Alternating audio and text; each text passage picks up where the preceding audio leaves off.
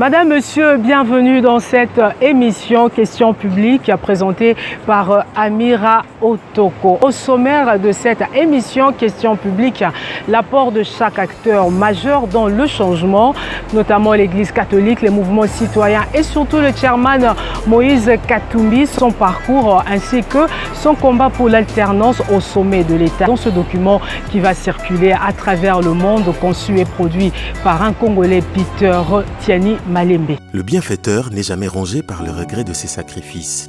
Le résultat positif de son combat suffit à apaiser son cœur.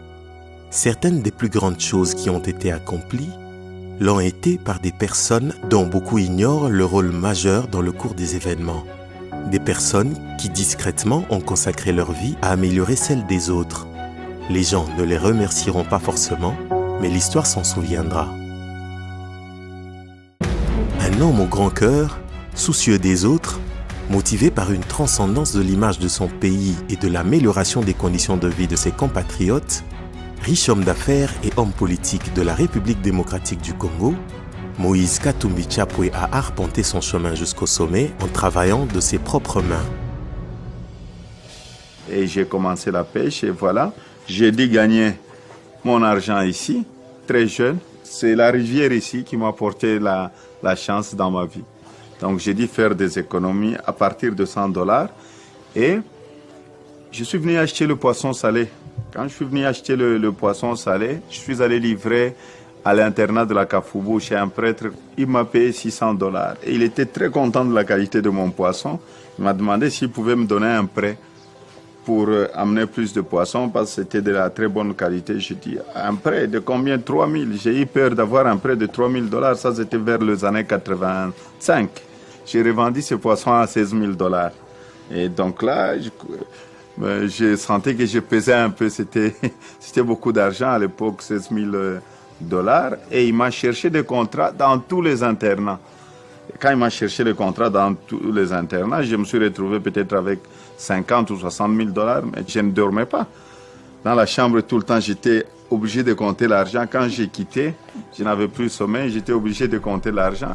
3 mois après, je suis allé à la BCDC demander un prêt pour avoir un nouveau camion. Et j'ai acheté un nouveau camion. Et 6 mois après, j'avais 10 camions. Et j'ai fait mon premier million de dollars sur la rivière Luapula, c'était vers les années 88. Bon, si je mets tous les contrats que j'ai dû avoir quand j'étais très jeune, c'est peut-être, pour ne pas exagérer, pas moins de $70 millions. Moïse Katumbi va ensuite diversifier et étendre son champ d'affaires.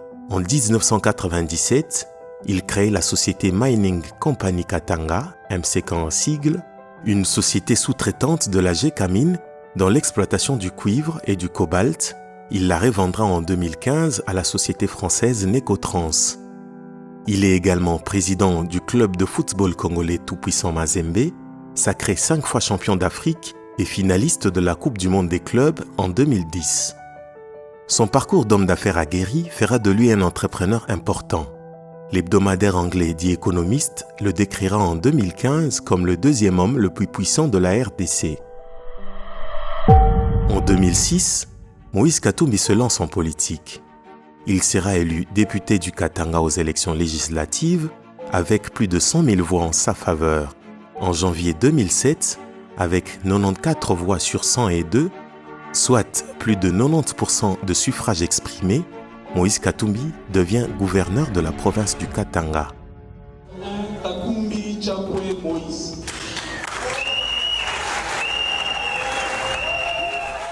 Moïse Katumbi, alors cadre du PPRD, soutiendra la campagne présidentielle de Joseph Kabila.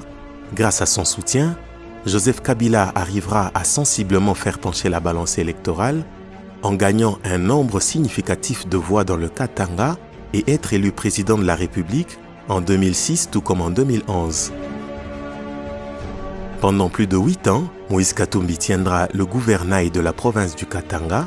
De la période allant de janvier 2007 à septembre 2015, Moïse Katumbi remplira son rôle de gouverneur, relevant multiples défis qui s'imposent à sa fonction, à la hauteur des attentes de ses électeurs. Ce que je garde de lui, c'est la discussion que j'ai eue avec lui pour construire la route Lubumbashi-Kolosi avec le pont Lualaba. Parce que moi, en tant que ministre des Finances, j'avais trouvé que c'était exagéré, voire je dirais irresponsable, de penser construire une route et un pont qui coûtaient globalement autour de 300 millions de dollars.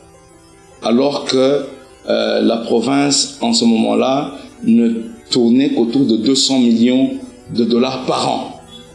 Hein? J'ai dit, mais comment on va rembourser cet argent? Et on s'est vraiment engueulé. Et à la limite, il voulait me faire partie du gouvernement. Moi, je lui ai dit, non, je ne peux pas signer ce contrat. Il m'a dit, tu vas le signer parce que moi, je sais comment on va trouver cet argent et on va construire cette route et ce pont. Et cette route et ce pont ont été construits. J'étais gouverneur de la plus puissante province de la République démocratique du Congo. J'ai contribué de plus ou moins 50% du budget national.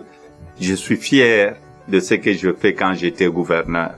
Je marche la tête haute aujourd'hui parce que je savais ce que je faisais. Le 27 juillet 2008 au Katanga, j'étais en train de dormir que je rêve que Moïse Katumbi doit se préparer pour devenir président de la République dans ces pays.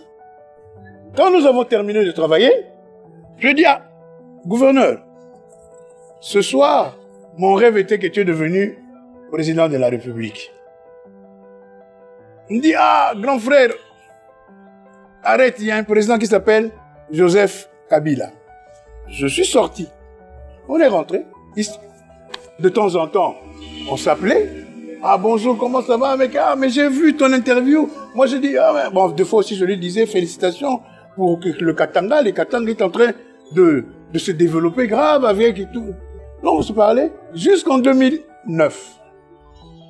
Je crois qu'il y avait une tentative de M. Kabila pour remplacer le gouverneur Moïse Katumbi à Zoé Kabila. Alors, je crois qu'à partir de cet instant, le gouverneur Moïse Katumbi a commencé à prendre ses distances avec le clan Kabila. 2009, il m'appelle. Il me dit, grand frère, ce que vous avez rêvé, on va commencer à le préparer aujourd'hui. 2009. Moi, j'ai commencé à collaborer avec lui alors que Moïse Katumbi est encore au PPRD. Fin 2012, début 2013, il m'a fait passer le message. J'étais patron d'un journal qui était très lu à Kinshasa, Congo News, rebaptisé CNews bien plus tard. Et à l'époque, il avait déjà commencé à financer certains opposants. Par le biais de mon ami Moïse Mounidela, qui est le frère de Salomon Escadela, le bras droit de Moïse Katumbi. Moïse Katumbi a pris contact avec moi. Mon ami Mounidela m'a dit qu'il était très intéressé que mon journal porte son combat et ses idées. Et il y a bien des informations que j'ai diffusées à l'époque, qui étaient des informations assez croustillantes, assez mordantes contre le régime, qui me venaient de Lubumbashi. Nous avons établi le pont, une passerelle a été jetée à l'époque. Nous sommes en 2013. Et en ce moment, moi j'essaie déjà que Katumbi finira par rompre. La question que nous nous posions à l'époque, c'est de savoir quand interviendra cette rupture. C'est la question que nous nous posions. C'était connu, c'était clair. C'est à ce moment-là que l'opposition, je pèse bien mes mots, l'opposition a eu un allié de taille. Quand à la place de la Poste, Moïse Katumbi, revenant de l'Europe, dira cette phrase, le premier pénalty on l'a accepté, le deuxième on l'a accepté, mais le troisième, nous ne l'accepterons jamais. Tout est parti de là. Le 23 décembre 2014, Moïse Katumbi, alors gouverneur du Katanga, marque l'histoire d'une anecdote qu'il crée lui-même, le troisième faux penalty. Hapa na hapa Trésor ensemble mjikalme. Wanaweka nini? Penalty. Et vis-à-vis na kidiaba tena banapika futbolo ingine. Anapampula tena penalty. Mutechikele penalty. Mutafua nini? Hatutaingia mkiwanza. Kitendawili tek asante sana. Moïse Katumbi dénonce une intention manifestement exprimée de Joseph Kabila de vouloir se maintenir au pouvoir au-delà de ses 2 mandats constitutionnels.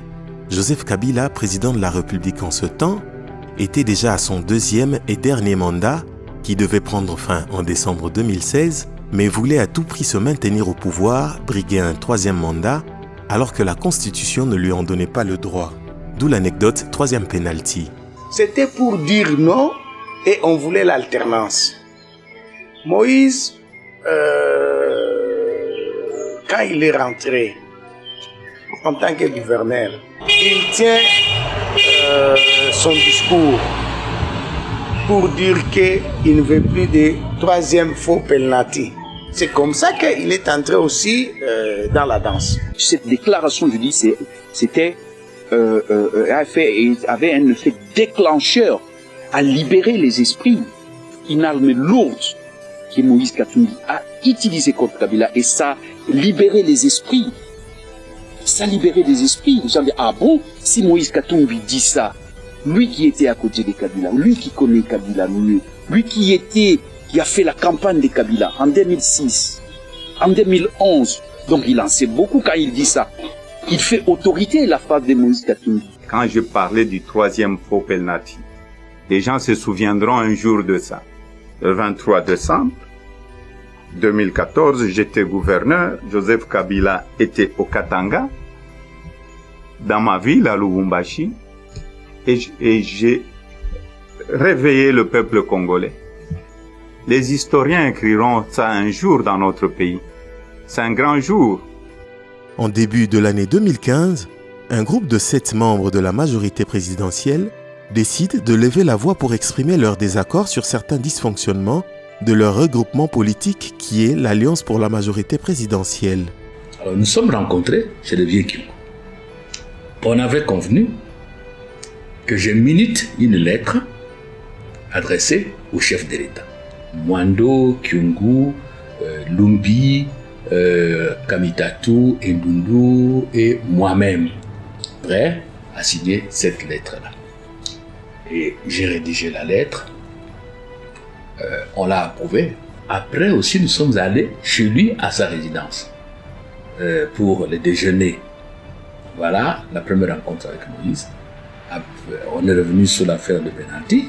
On a parlé, comment il est arrivé, tout ça. Nous, je crois qu'on a mis ça à la télé. De toute façon, moi, je n'étais pas à Lubumbashi quand il est arrivé. On était là, donc, Mukubasha Mwando, Baba Kyungu, Moïse et moi-même. Et il a vu la lettre. Il dit, ok, c'est très bien. On lui a demandé s'il pouvait signer avec nous. Il estimait qu'en ce moment-là, c'était tôt, ce n'était pas possible, qu'il devait continuer sa réflexion dans la ligne de son 3e faux penalty. Quand j'arrive avec la lettre ici, c'est ça, je crois que c'est Olivier qui dira que, mais en fait, Dani Banza partage la même analyse que nous. Ndundu aussi le confirmera. L'un des deux, Kamitatu Ndundu, contactera Dani Banza qui viendra signer avec nous la lettre avant de l'envoyer. La date de signature, c'était le 12 février. 12 février, je l'ai ici d'ailleurs, hein, le 12 février 2015. Bon, en fait, la lettre disait, en conclusion, hein, on s'est adressé au président Kabila, nous disions au président dans l'analyse, hein, qu'à l'interne, dans la majorité, les débats ne sont pas ouverts, ne sont pas démocratiques. Il y a un groupe de gens qui viennent nous dire d'ordre de l'autorité morale et ainsi de suite, et que nous, on n'approuvait pas cette façon de faire, il faut un débat interne. En ce moment-là, ça commence à nous diaboliser, à nous pointer du doigt. On se rencontre à Kingakati, la réunion de chefs de parti de la majorité, bureau politique élargi.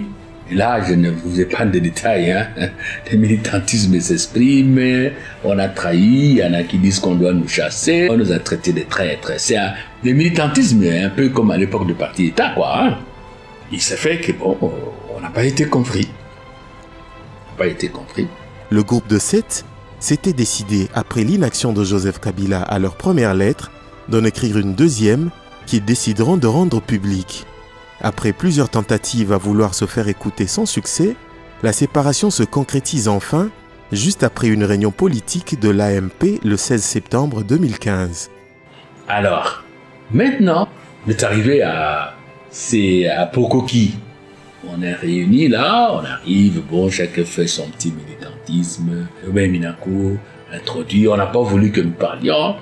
Il faut les exclure, tout ça. On dit, bon, si vous nous avez appelés pour ça, je crois que c'est Charles Mwando et Noumi qui ont parlé, ça ne sert à rien.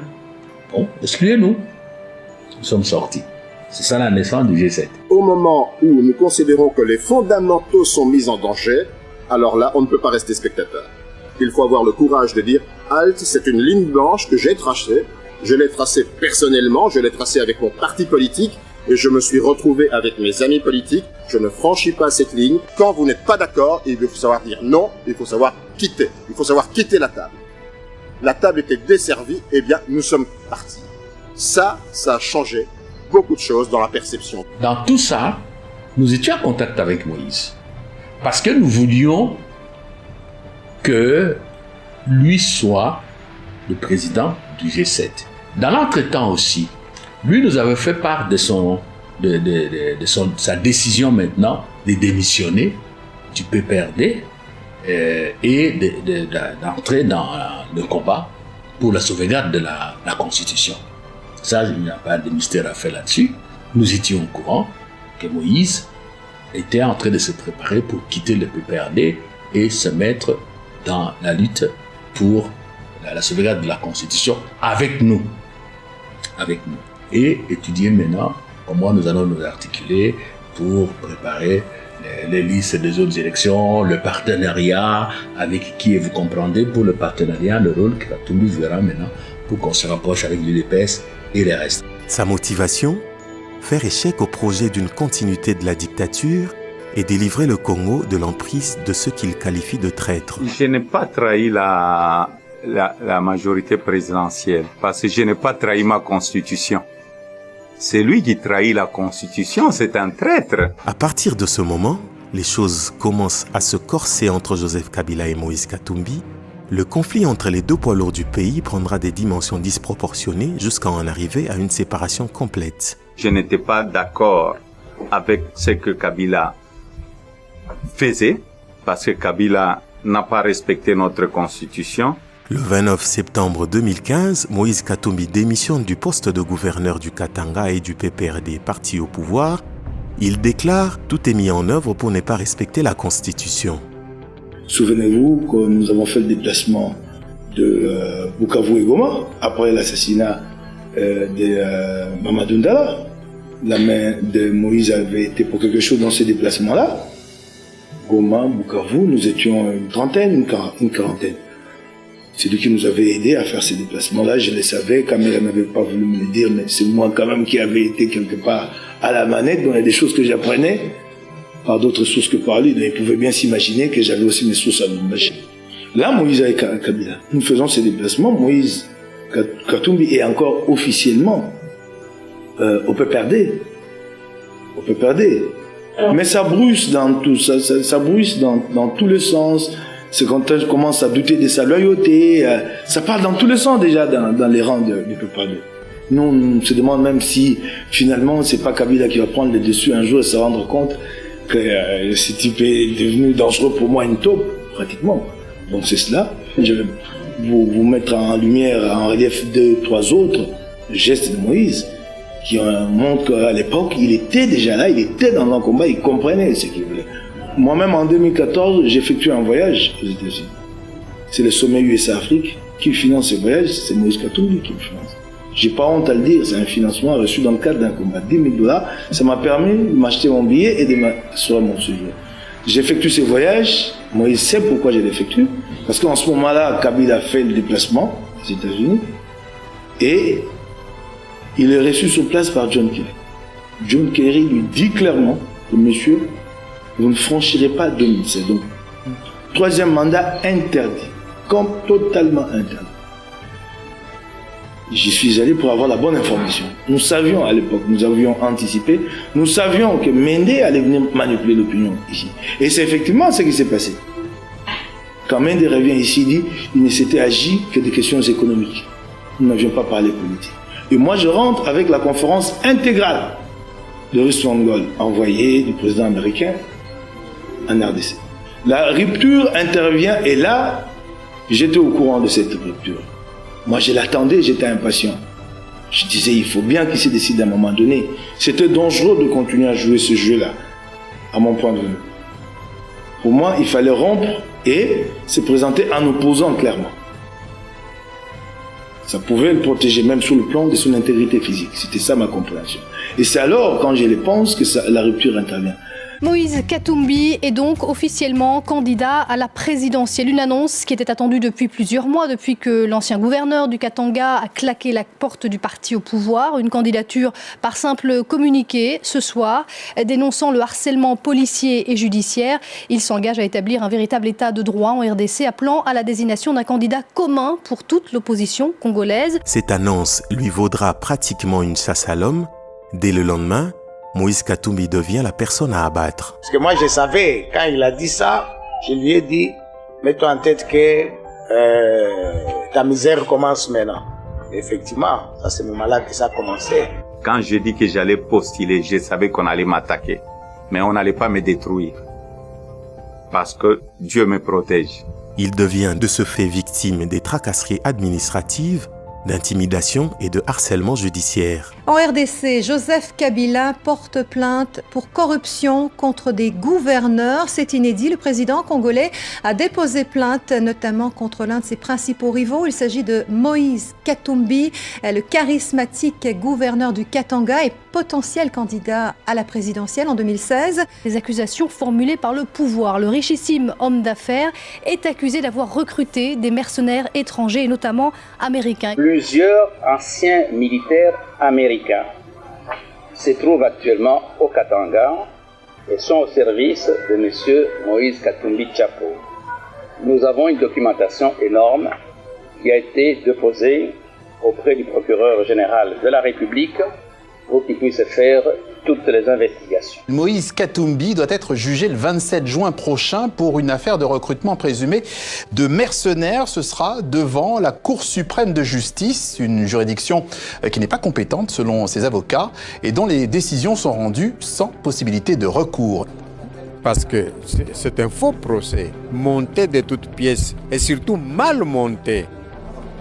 Comment vous allez dire il y a recrutement de mercenaires, vous arrêtez un mercenaire et vous l'arrêtez. Et comment vous allez dire, vous lancez un mandat à comparaître à l'auteur. Du coup, vous créez des incidents.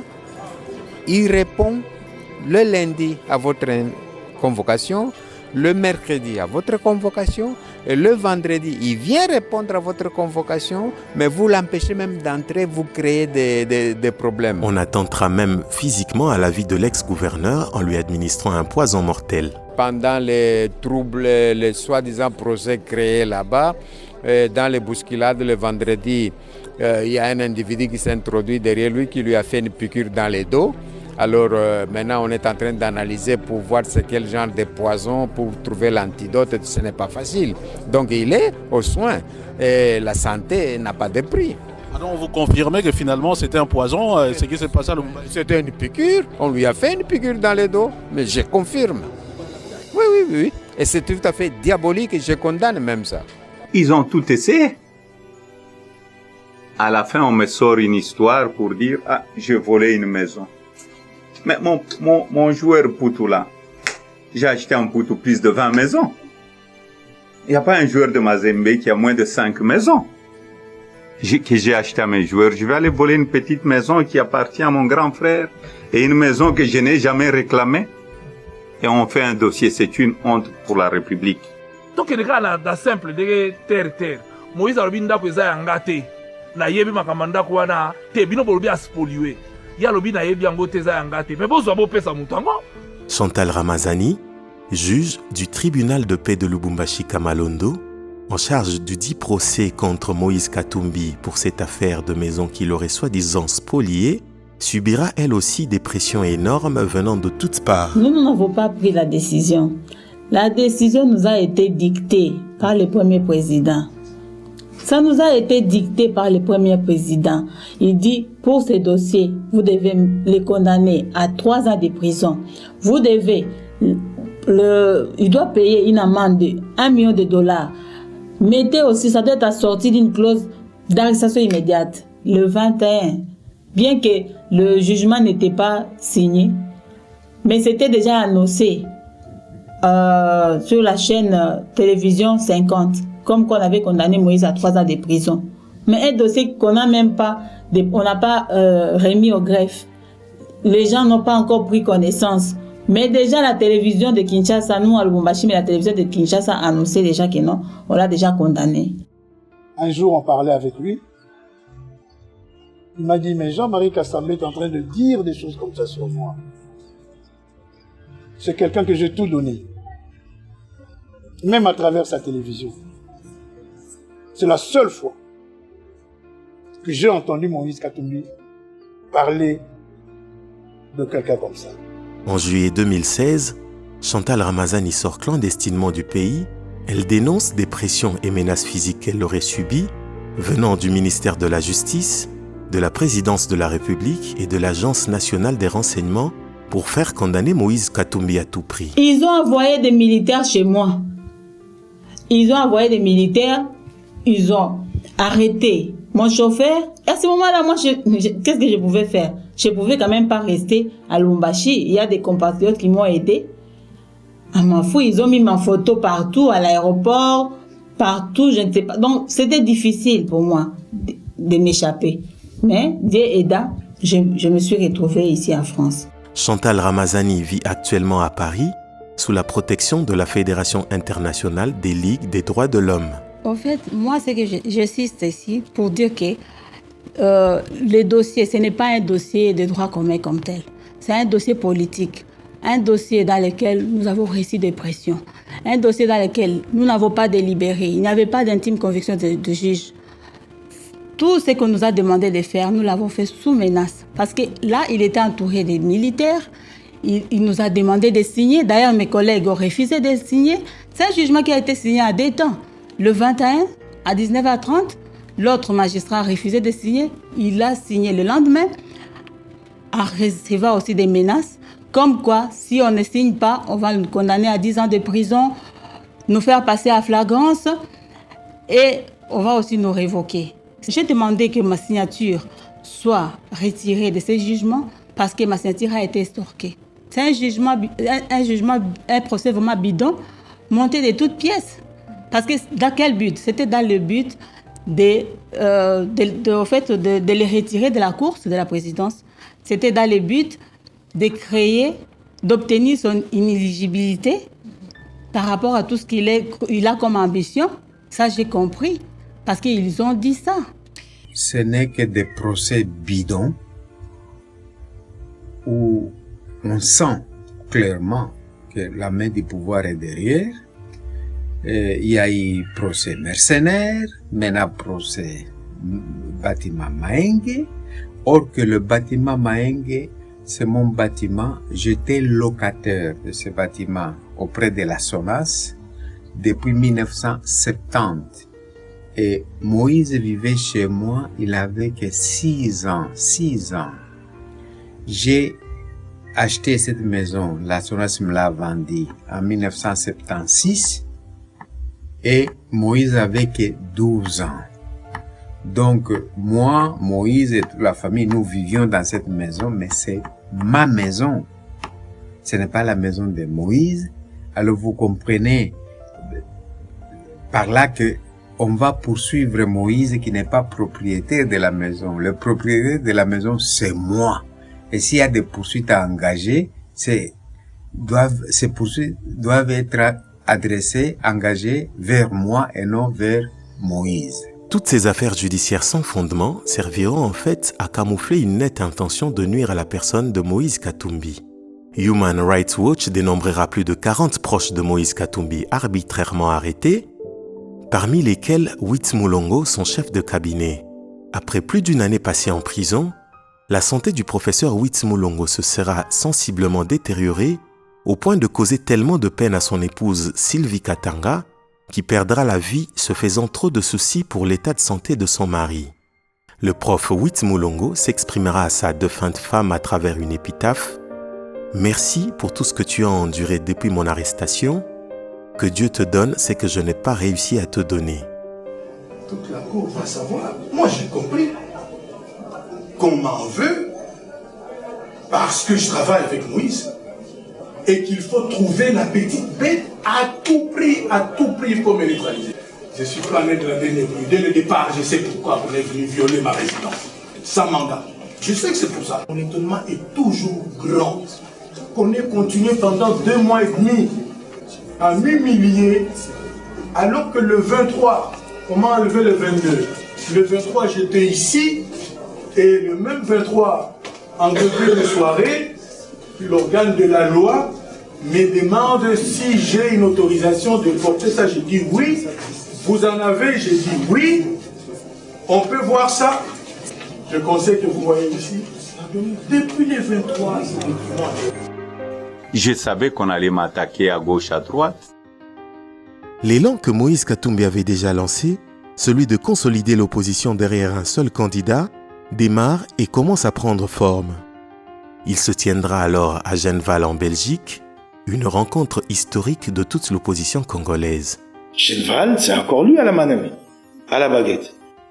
Nous sommes à Ibiza et c'est lui qui se bat, qui prend l'engagement face au respectable Étienne Tshisekedi, qui prend l'engagement pour lui dire « Je veux vous amener les opposants ici.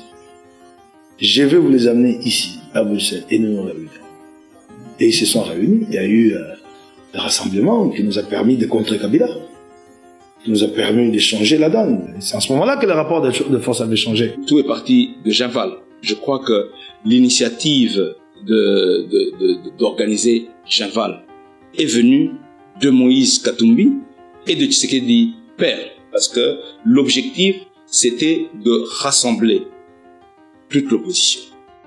Moïse a été la seule personne qui a sorti des moyens pour réunir l'opposition un peu partout. Ça, il faut le reconnaître. C'est le premier opposant que je vis sortir de l'argent pour l'unité de l'opposition. C'est le seul que j'ai vu. Moïse, lui, estimait que il faut vite aller vers les forces de l'opposition qu'on a trouvées. L'UDPS, c'est la dynamique. Nous disions, le reste du G7, le patrimoine du 7, on disait que non, consolidons-nous d'abord. Il faut nous consolider et on va voir comment ça va se passer. Il a dit non. Il faut aller vite, d'autant plus qu'en ce moment-là, l'UDPS était en négociation avec la majorité présidentielle. Appelez-vous Ibiza, je ne sais pas encore, ils sont partis, Bruxelles, tout. Il faut être honnête. Nous étions très réservés. On se souvenait un peu, du moins nous qui avons vécu l'époque, Pierre Lumbi, moi-même, l'époque conférence nationale après, tout cela. Bon, mais Moïse s'est mis vraiment dans le dossier. Il a pris de contact avec l'UDPS, avec le Tshisekedi, et il nous dira, pour être cool, venez à Bruxelles. Nous devons préparer une rencontre avec tout le monde. Alors, Moïse insistait, et il s'est mis vraiment dans le paquet. C'est lui qui a pris contact avec le président Tshisekedi, aidé par son frère KTB, ami au président Tshisekedi. Et le moment venu, il nous a dit, non, montez sur Bruxelles, nous devons matérialiser ça. Et on s'est mis d'accord sur le fait que tout soit chapeauté par le président Tshisekedi. L'organisation était intitulée, dénommée Rassemblement de forces politiques et sociales acquises au changement. Voilà, Rassol. De ces concertations naîtra la plus grande coalition de l'histoire de l'opposition congolaise, le Rassemblement. Quelques absences sont tout de même constatées, notamment de Vital Kamerhe, président du parti politique UNC, aucune représentation du MLC, parti de Jean-Pierre Bemba, ainsi que Moïse Katumbi pour des raisons médicales. J'étais à Londres, je suis allé le voir, son état il ne s'est pas encore rétabli à 100%, mais ça commence un petit peu, il est encore faible, c'est pourquoi lui voulait venir, mais c'est les médecins qui lui ont dit non, il faut pas, il faut suivre les soins jusqu'au bout. À la clôture des travaux, le leader de l'UDPS, Étienne Tshisekedi, sera porté à l'unanimité à la tête de cette plateforme. Vous félicitez pour ce travail abattu. Sachez que, quelles que soient les circonstances dans lesquelles le pays va vivre, nous sommes tout près de la victoire.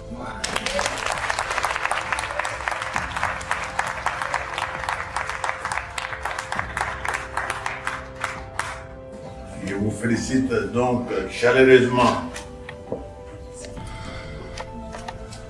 Et je vous félicite aussi pour les belles paroles que vous avez prononcées à mon endroit.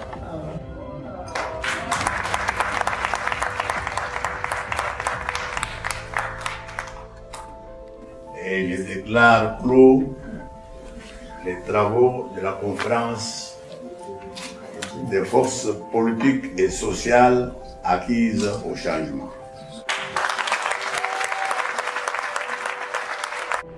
Face à cette situation en même temps difficile et compliquée, Moïse Katumbi se voit être forcé de rester en exil à l'étranger, surtout que tout est mis en œuvre pour l'empêcher de retourner au pays. Les autorités congolaises vont retirer son passeport semi-biométrique du système, quoique le passeport n'ait pas encore expiré. Alors qu'il tentait de se rendre à Moscou pour la cérémonie d'ouverture du mondial de football, Moïse Katumbi sera intercepté à l'aéroport bruxellois de Zaventem. Les autorités aéroportuaires belges confisquent son passeport semi-biométrique, lui délivrent un permis de séjour de 15 jours en lui demandant de régulariser sa situation. Moïse Katumbi introduira une demande de passeport biométrique en bonne et due forme auprès de l'ambassade de la République démocratique du Congo en Belgique. Sans aucune raison valable, cette demande sera refusée par le régime de Kinshasa. Il y a eu les événements de janvier 2015. 12 janvier, en ce moment-là, je suis en prison. 12 janvier 2015, l'opposition appelle à manifester contre la fameuse loi électorale qui subordonne l'organisation des élections au recensement.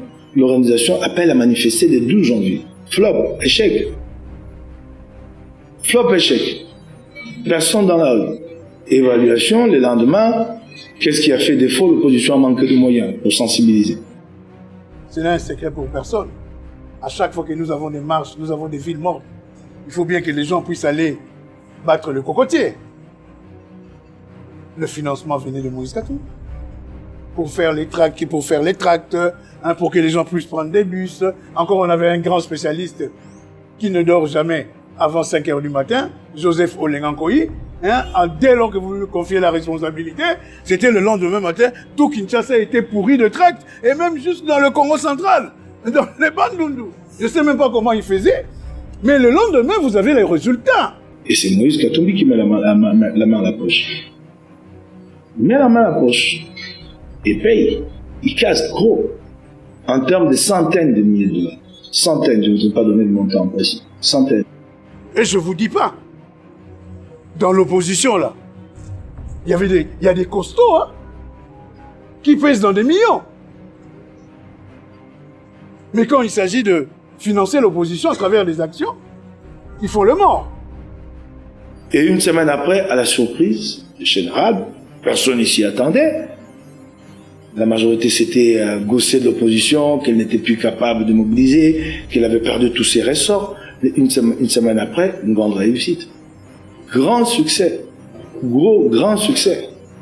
Et vous savez, vous avez vu Jean-Claude Mouyambof à la prison, il a payé à cause de la réussite de cette manifestation. C'est lui qui avait été au cœur de cette manifestation. C'est lui qui avait, si je veux dire, porté la transaction pour que l'argent quitte ici et arrive là-bas. Et le régime le lui a fait payer. Le régime le lui a fait payer. Il y a des actes, des moments comme ça clés, où Moïse a posé des gestes, posé des actes fondateurs qui ont permis à l'opposition d'aller très loin. Mais je ne suis pas là pour le vanter et dire que s'il n'était pas là, l'opposition n'aurait pas obtenu ce résultat-là.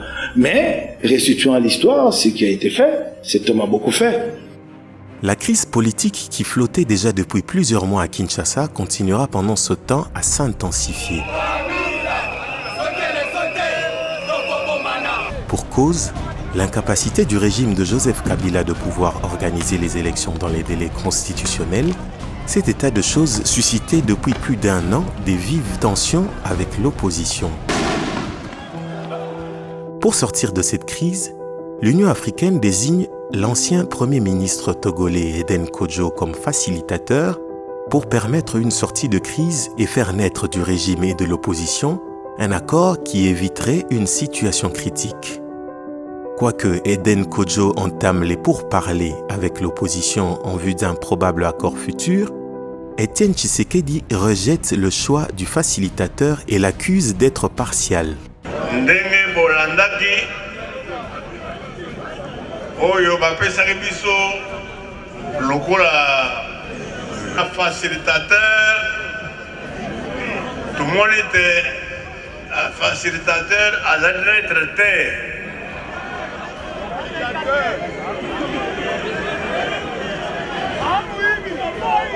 Azali Kabilis monene.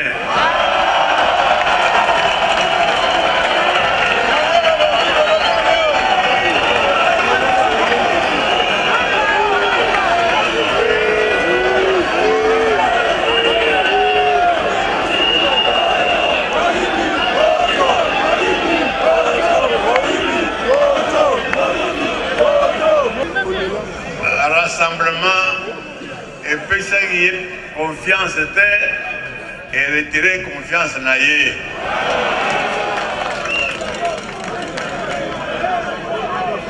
Tolobi na ba tu alo iwa ba lokela bisu tumususu oyo akuzala na confiance ya parti mibale.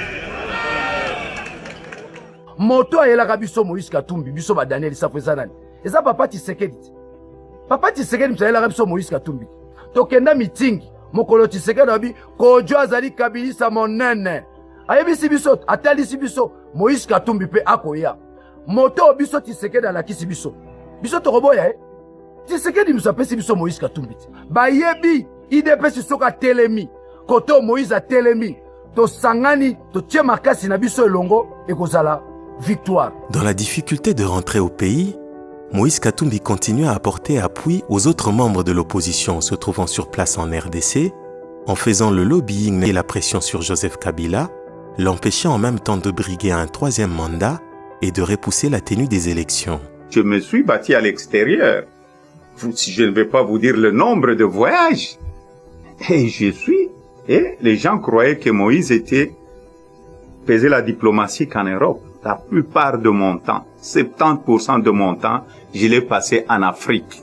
Convaincre la sous-région, convaincre le président africain. Combien de fois j'ai été à Addis Abeba? Moi, je ne suis pas quelqu'un qui aime les selfies. Mon travail, quand je faisais mon travail, ce que j'ai cherché, c'est le résultat. Parce que pour déboulonner M. Kabila au niveau de la diplomatie, il fallait se lever de bonne heure, hein, en ce qui concerne le carnet d'adresse. Hein. Je ne sais pas, au Congo s'il y en a 2. J'ai vécu des choses incroyables. Entrer dans des palais de présidents, des premiers ministres, incroyables. Donc, je crois que c'est quelqu'un, ce n'est pas par flatterie. C'est un grand monsieur. Bien que boycotté par le rassemblement de l'opposition, le 1er septembre 2016, Eden Kodjo entame tout de même un dialogue entre la majorité présidentielle et une frange de l'opposition, alors que le mandat de Joseph Kabila devait prendre fin le 19 décembre 2016, l'accord visait à lui donner la possibilité d'une prolongation.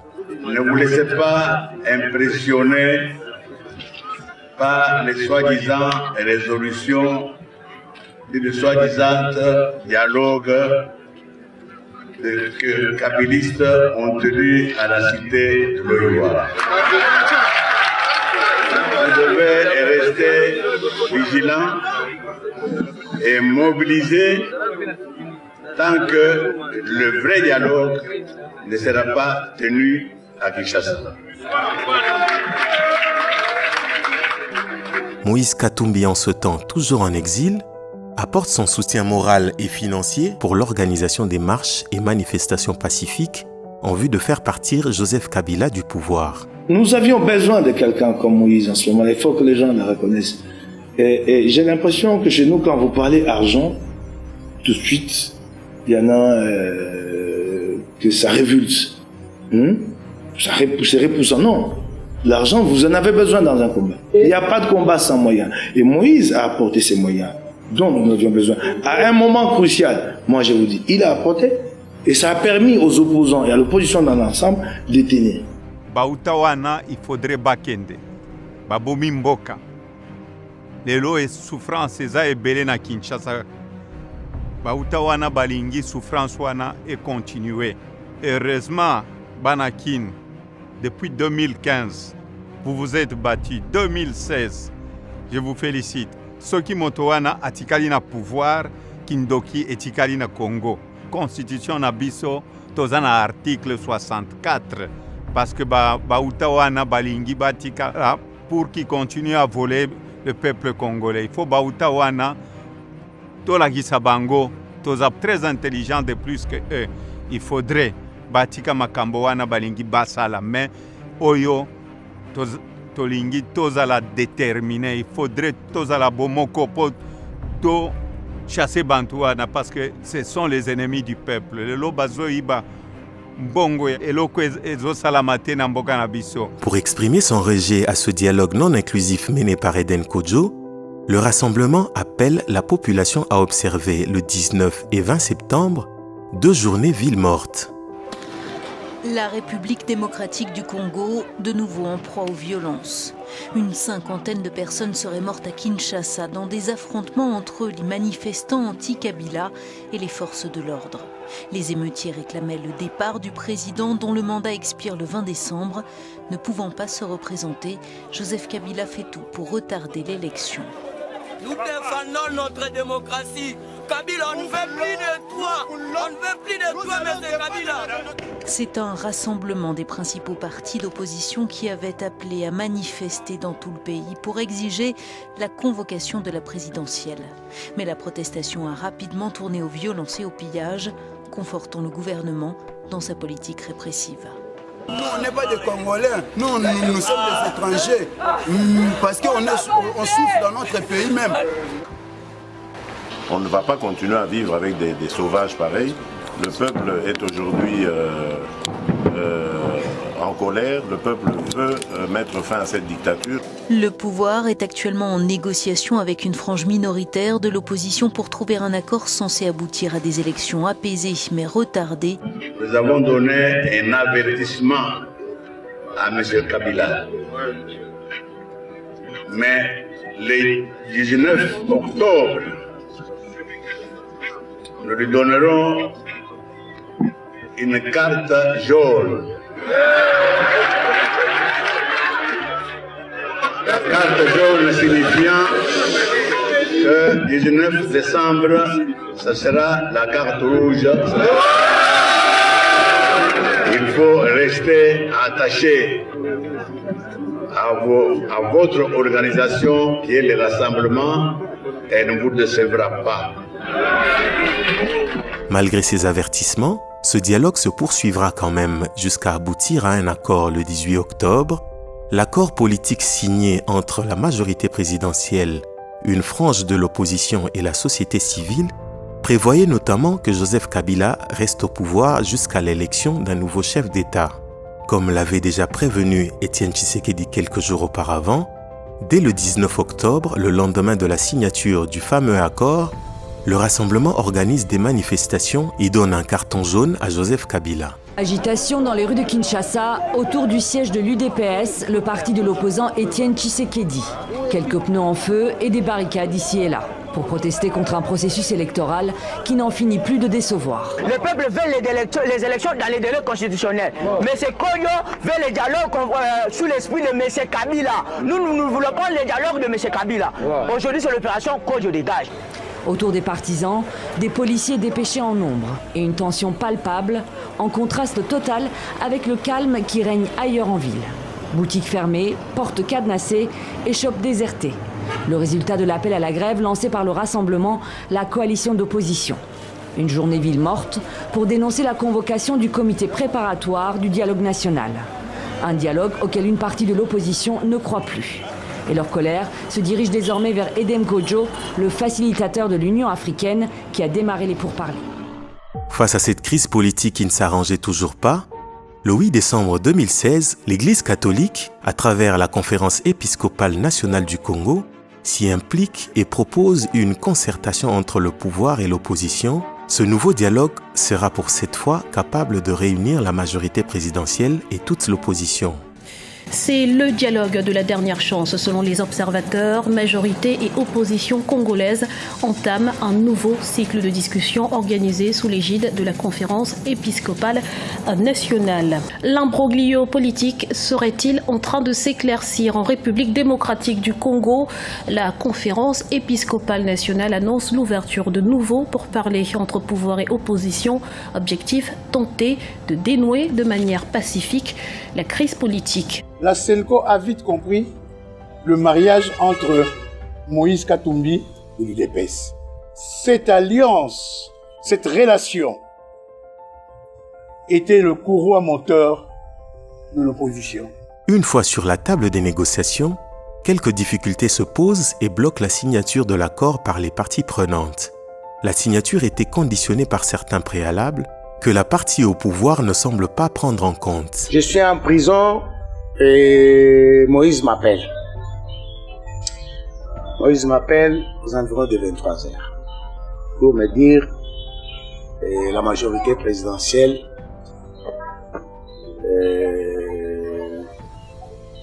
demande à ce que la Senko s'occupe de notre cas. Moi, Diomi et lui-même. Je lui dis, et on fait quoi? Oh, je vais autoriser.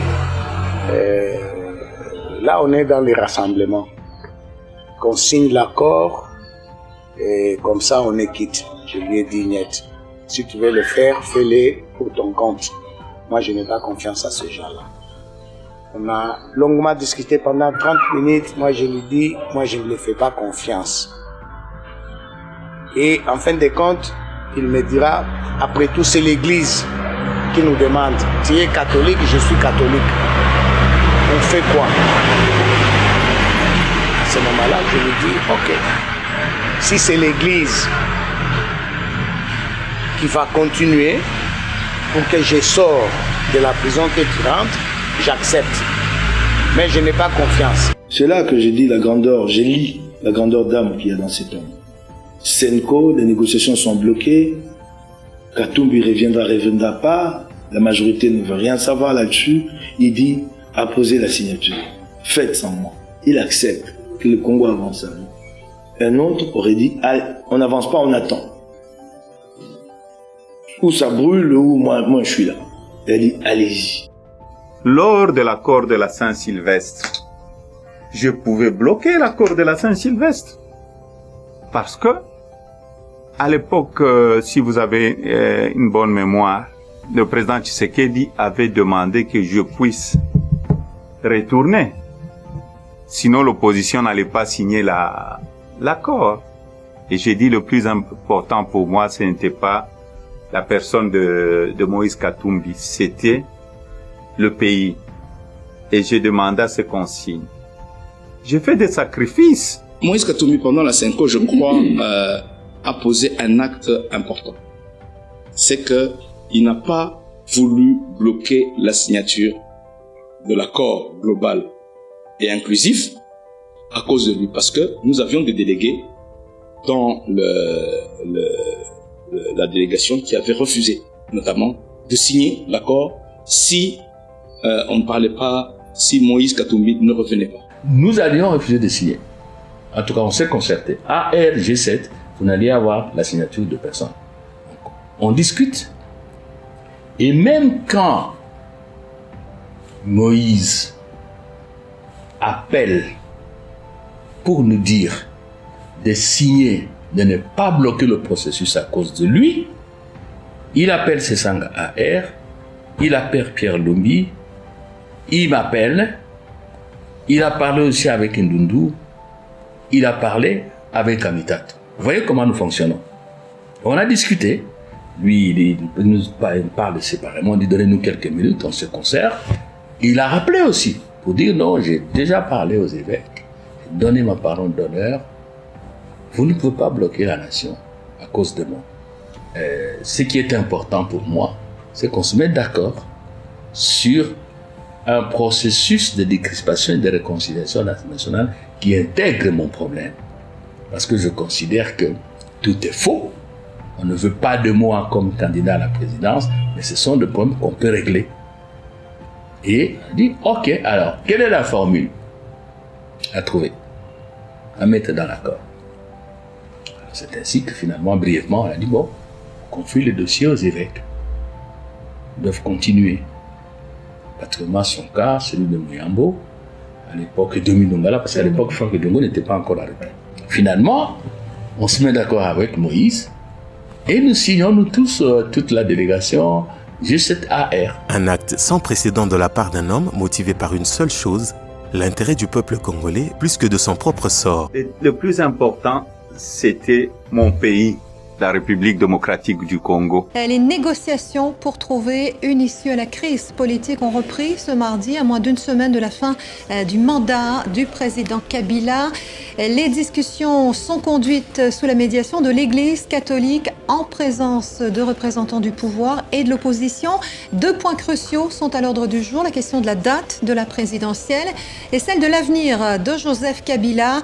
Et puis autre point épineux, celui de la libération des prisonniers politiques et de l'arrêt des poursuites contre Moïse Katumbi. De ces concertations sous l'égide des évêques, un accord pour organiser des élections en 2017 en naîtra finalement le 31 décembre 2016. Il sera nommé Accord de Saint-Sylvestre. Quelque efficace que puisse être cet accord à apaiser les esprits et donner un répit à cette crise politique congolaise, sa mise en application va subir des graves obstacles et retards. À peine un mois après la naissance de l'accord de Saint-Sylvestre, Étienne Tshisekedi décède le 1er février 2017.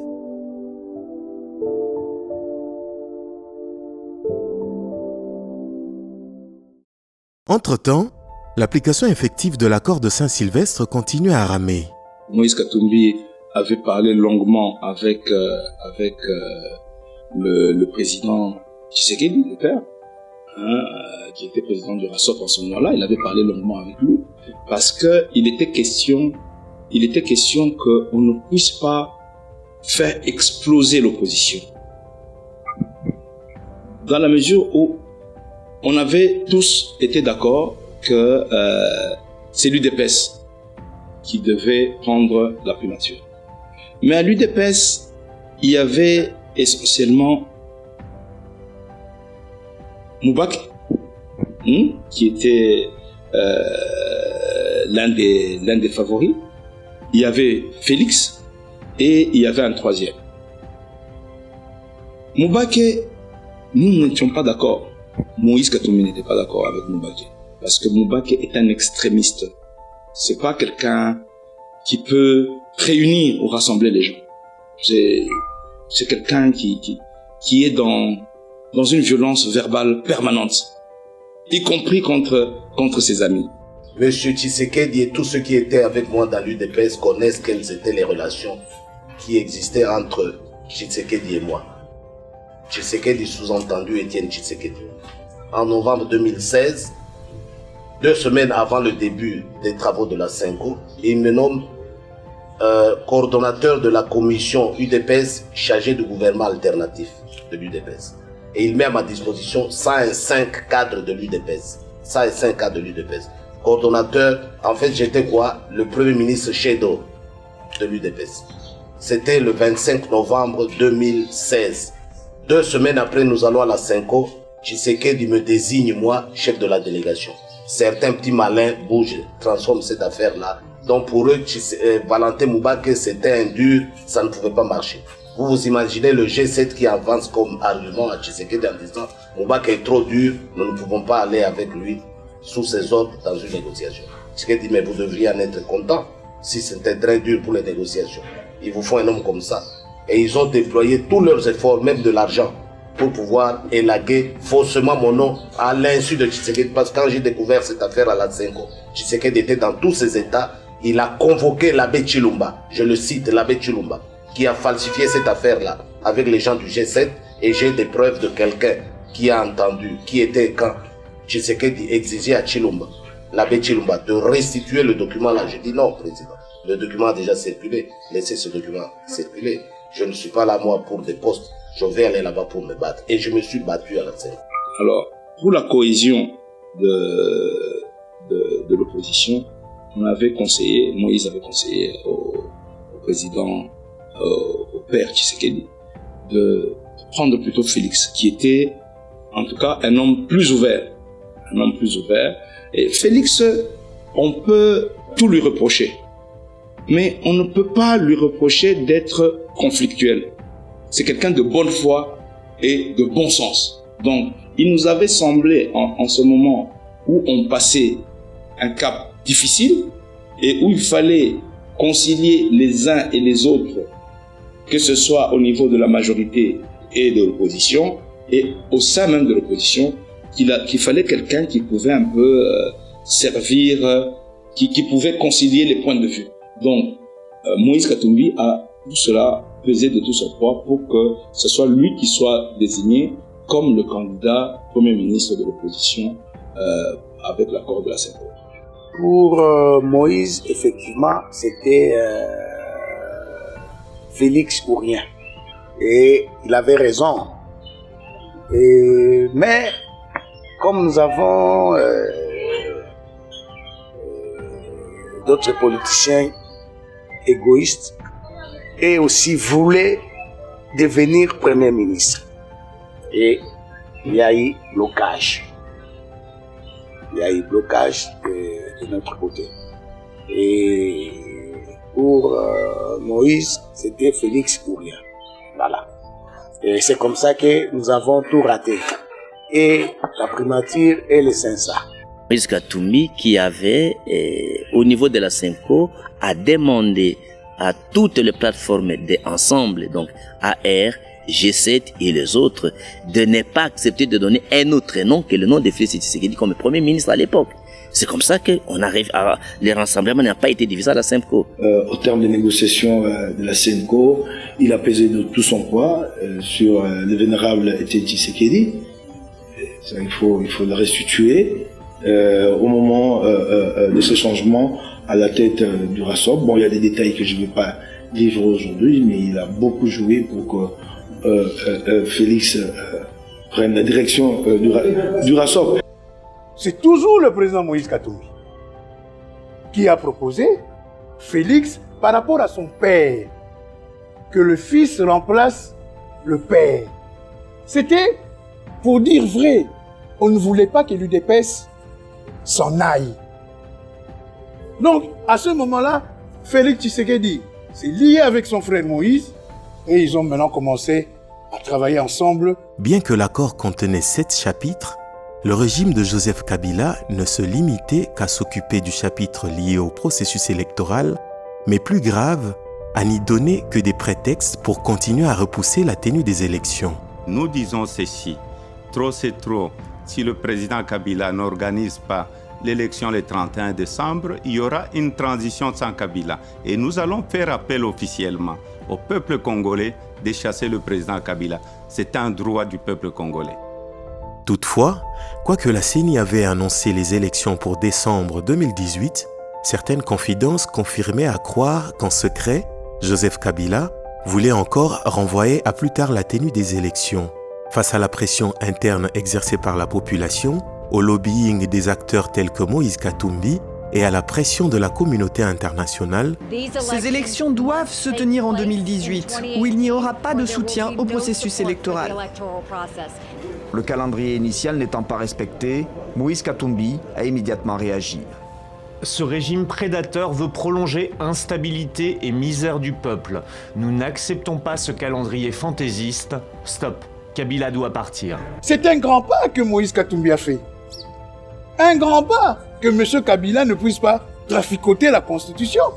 Il y était prêt. Malgré les multiples avertissements de l'opposition, le 5 novembre 2017, la Commission électorale nationale indépendante annonce le report des élections pour décembre 2018. Le calendrier que nous publions aujourd'hui fixe la tenue des élections en une seule séquence. Donc l'élection présidentielle, législative et provinciales en un seul jour en décembre 2018. Cette publication d'un calendrier tout contraire aux arrangements et accords fait naître des vastes protestations de la part du rassemblement de l'opposition. Au cours du mois de décembre 2017, le comité laïque de coordination résolut de mettre les Congolais dans la rue au motif de réclamer l'application intégrale de l'accord de Saint-Sylvestre. Le CLC appelle à une marche pacifique sur toute l'étendue de la République démocratique du Congo, avec point de départ les paroisses de l'Église catholique. La marche était prévue le dimanche après l'unique messe programmée pour l'occasion, mais la plupart de ceux qui prévoyaient y participer n'auront même pas l'occasion de voir la fin de la messe, que les militaires et policiers s'attaquent aux fidèles en pleine messe. On en vient à présent à l'actualité africaine avec un 31 décembre meurtrier en RDC. Les forces de l'ordre ont ouvert le feu en marge de manifestations de catholiques. Bilan de cette répression, au moins 8 morts, notamment à Kinshasa, et une centaine d'arrestations, des protestations contre le maintien au pouvoir du président Kabila. Son mandat a expiré en décembre 2016. Dans ses vœux au pays, il a évoqué la tenue d'une présidentielle le 23 décembre 2018. Alors que peut-il se passer dans les mois qui viennent ? Monseigneur Laurent Monsengo, en réaction à cette répression disproportionnelle et injustifiée, tient un point de presse réclamant le départ de ce qu'il qualifie de médiocre. Il est temps que la vérité l'emporte sur le mensonge systémique, que les médiocres dégagent et que règne la paix, la justice en RD Congo. Comment ferons-nous confiance à des dirigeants incapables de protéger la population, de garantir la paix, la justice, l'amour du peuple? Nous demandons à Papa Cardinal Monsengo grand merci pour tout ce qu'il fait pour 5 ans, grand merci. La souveraineté appartient au peuple et non au diable.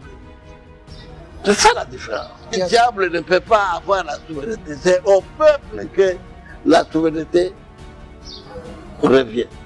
Ceux qui veulent la mort du peuple,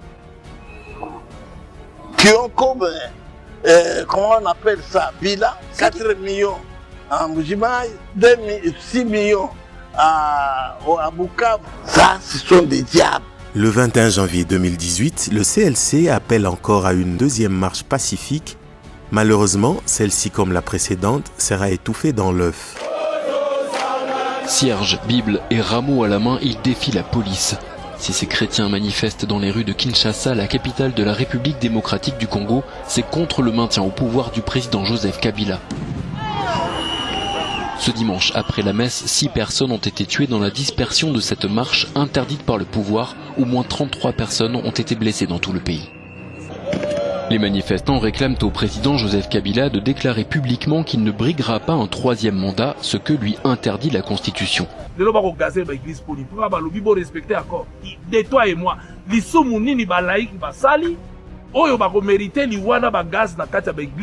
alors que tu es dans le monde entier, dans l'histoire, tu as une église et une protection. Dans cette église, les soumounis basali en dehors, il y a que respecter l'accord binomo que vous signé. Et comme il dit soumou, et comme il crime, pour que vous cancel ça tout kangabamo. Non, ce n'est pas ça. Voilà pourquoi nous devons être dans un état de droit où le droit doit être respecté. Bazo banga chapelet. Na Bible na sina lobayango seul Satan mutabanga na Bible na chapelet. Là où Moïse a pratiquement excellé, c'était de permettre l'isolement du pouvoir de Kabila. Le pouvoir de Kabila s'est retrouvé complètement isolé sur la scène nationale et sur la scène internationale. Et le pouvoir de Kabila n'a tenu de 2016 à 2018 que par les tueries. On a tué combien de gens? Décidé à faire bouger les choses, le CLC appelle une 3e fois la population à manifester le 25 février 2018.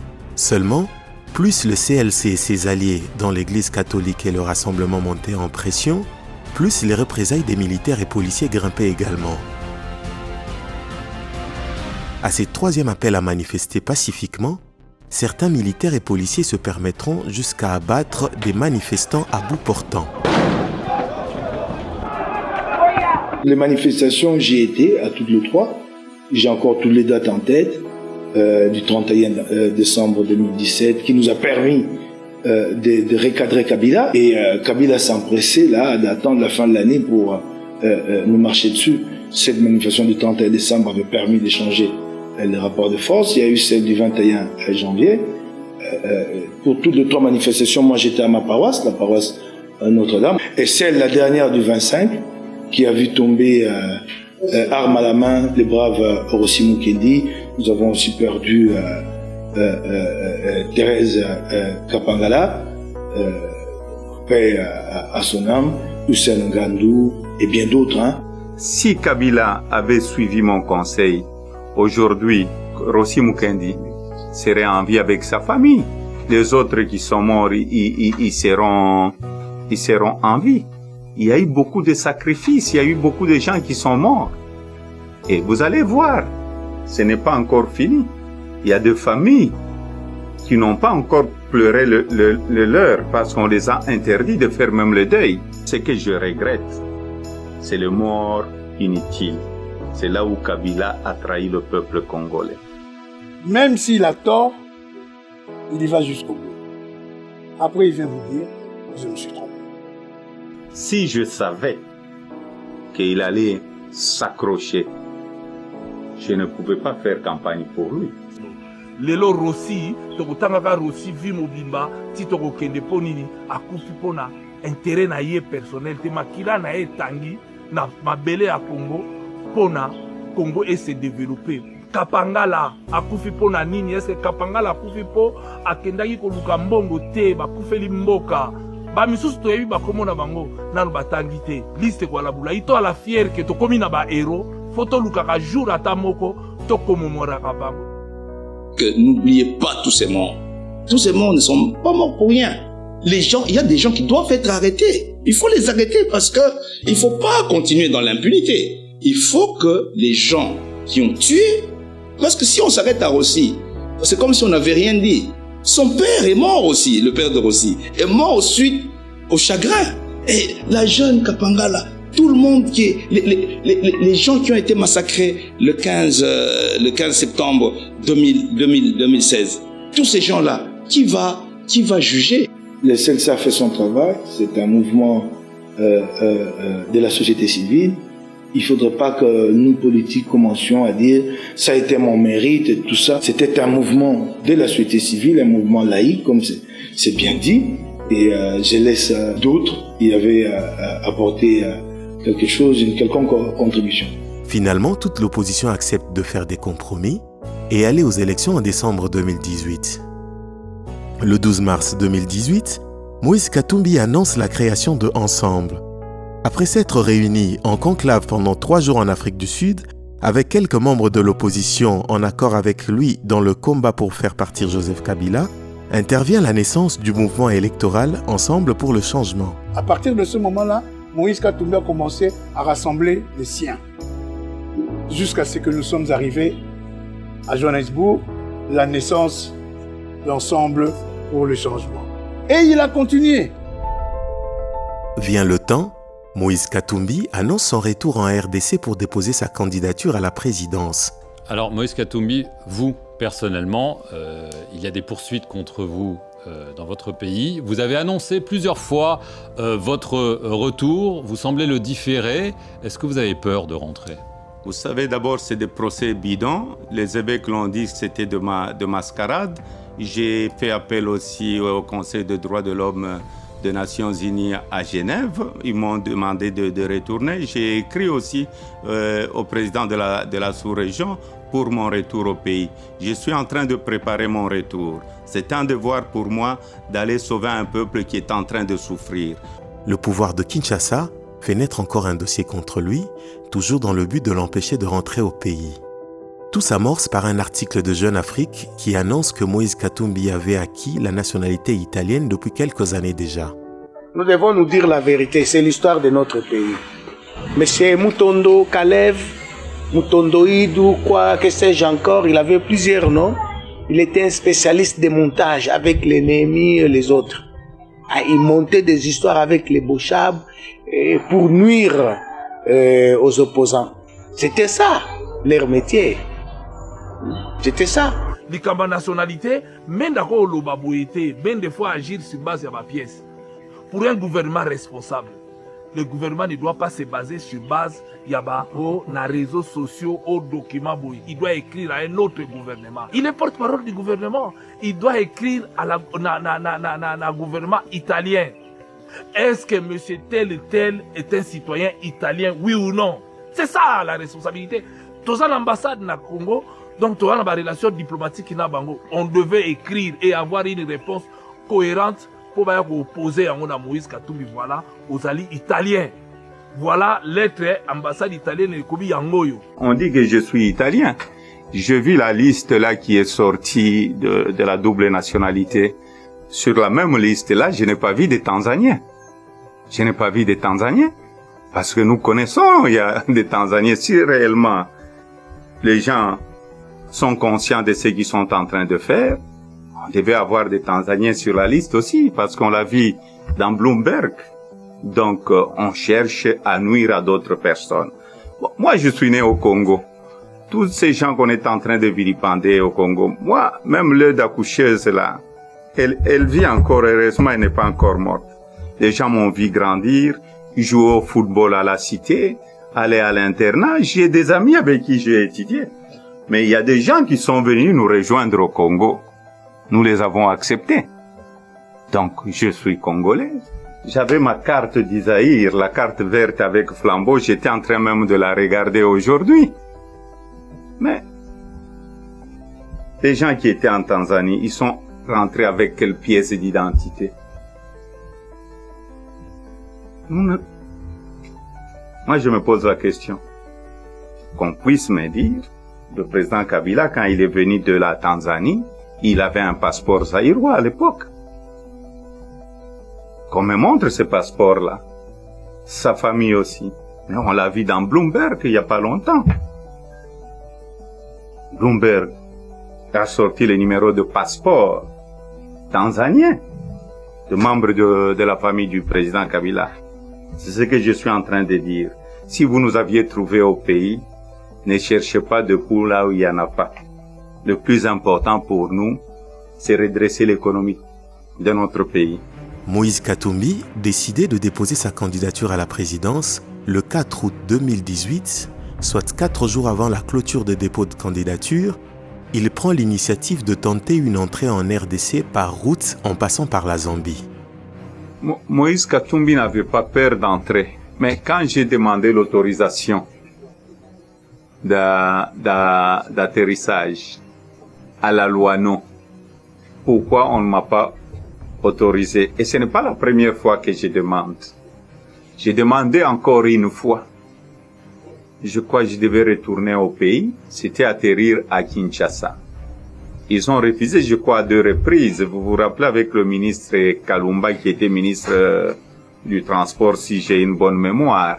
C'était l'atterrissage à Kinshasa. Moïse Katumbi devait atterrir à Kinshasa. Cette fois-ci, j'ai dit, ça fait très longtemps. Je vais passer par le Katanga, et du Katanga, je partirai à Kinshasa. Peut-être ils allaient accepter, et ils ont refusé. Donc, qui a peur de qui?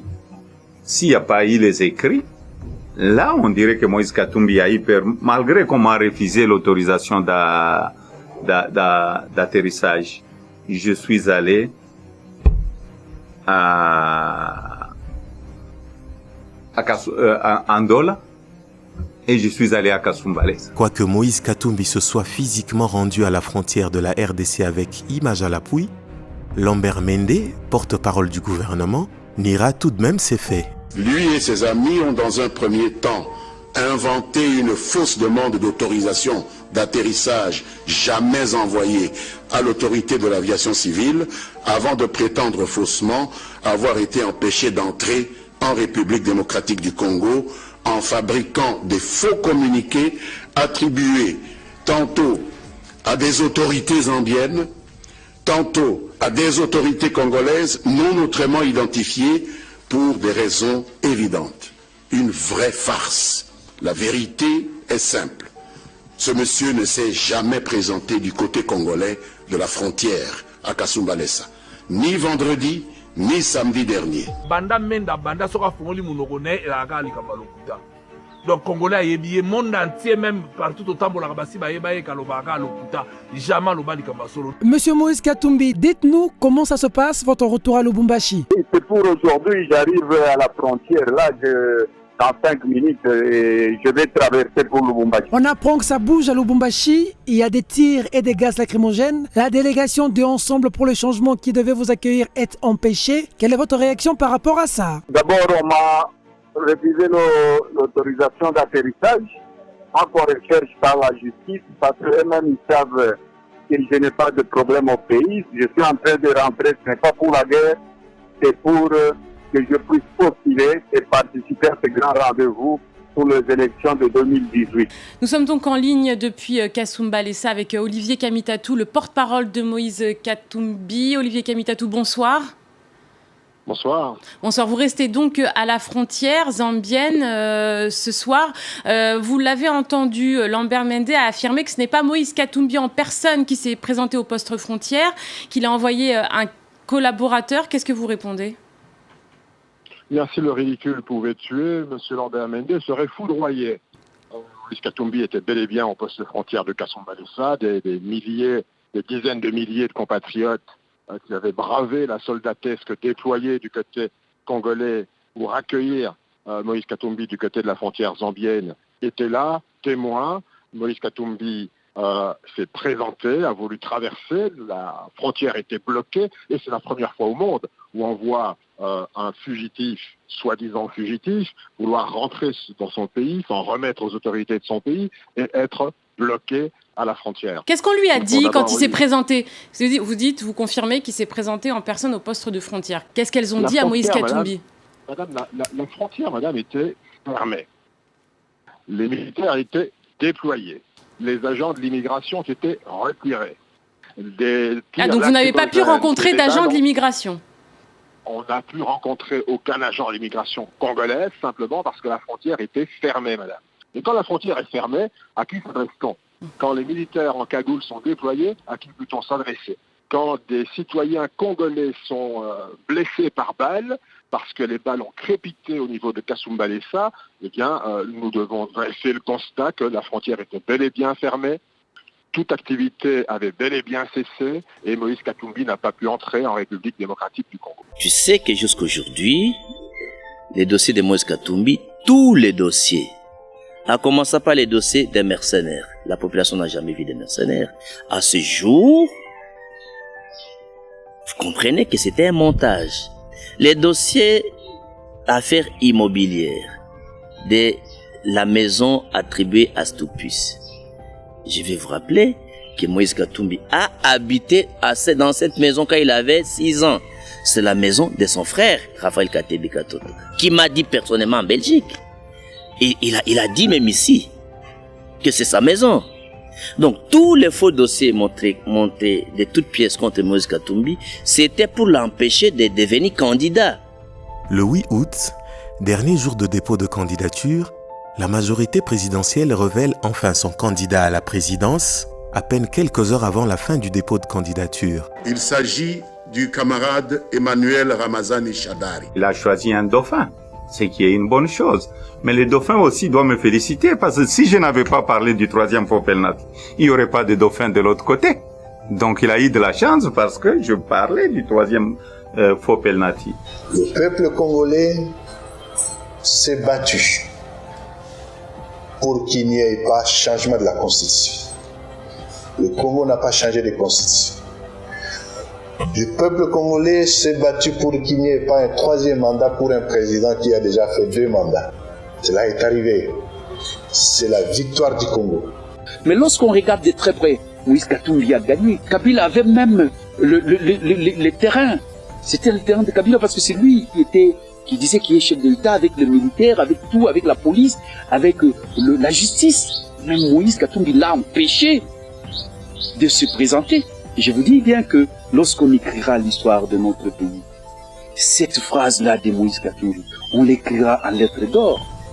Bien avant, l'opposition, elle, s'était déjà lancée. Félix Tshisekedi, chef de file de l'UDPS, avait déposé sa candidature. Avant lui, Vital Kamerhe était également à la CENI déposer la sienne, ainsi que Jean-Pierre Bemba, qui a été le premier poids lourd de l'opposition à le faire, juste 24 heures après son retour d'exil. Après avoir tenté 2 jours de suite à entrer en RDC pour en faire autant, il restait toutefois à Moïse Katumbi l'alternative qu'il avait déjà envisagée des années auparavant, de présenter un seul candidat de l'opposition que tous devront soutenir. Une autre embûche s'était déjà glissée dans le déroulement des élections. La CENI prévoyait d'organiser des élections par vote électronique, alors que la machine à voter à utiliser à cette fin posait des sérieux problèmes de fiabilité.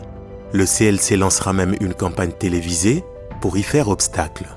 Le lancement d'une vaste campagne contre le recours à la machine à voter aux élections du 23 décembre 2018 et contre l'utilisation en l'état du fichier électoral actuel. Et nous devons dire non à la machine à tricher. Cette machine n'est pas fiable.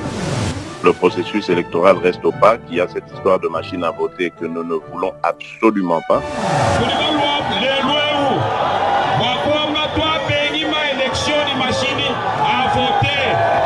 Machine à voter, on a bien voté. Donc, on a bien voté dans le pénal, on a voté à Paris, on a bien voté. 10 millions sur 40 millions d'électeurs, 10 millions on a Bazalakate. Cette machine à voter, j'assume mon propos, c'est une machine qui a été créée à une seule fin, c'est de pouvoir tricher aux élections. Il faudrait tout bloquer, la machine wana à voler, machine ya kindoki. Machine à voter.